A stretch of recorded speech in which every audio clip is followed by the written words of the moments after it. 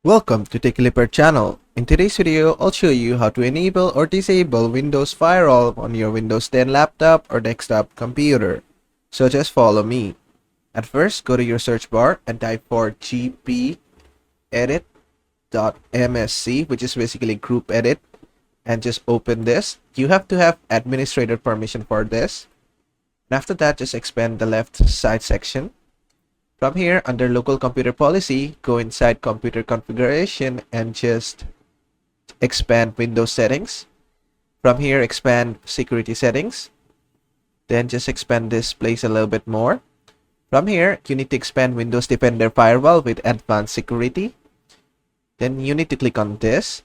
And once you click on this, you'll find that Windows Defender is on.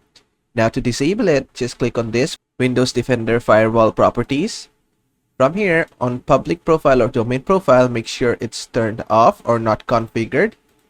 And make sure you do all the same for the public and private profile as well. Click on apply, click on OK. There you go, Windows Defender has been disabled. Now to enable, you need to do the same thing. Click here, then just go to every profile and make sure it's turned on.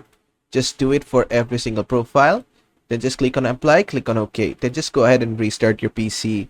And basically that is how to disable or enable Windows Firewall on your Windows 10 laptop or desktop computer. I hope this video was helpful. If it was, please give it a thumbs up and don't forget to subscribe.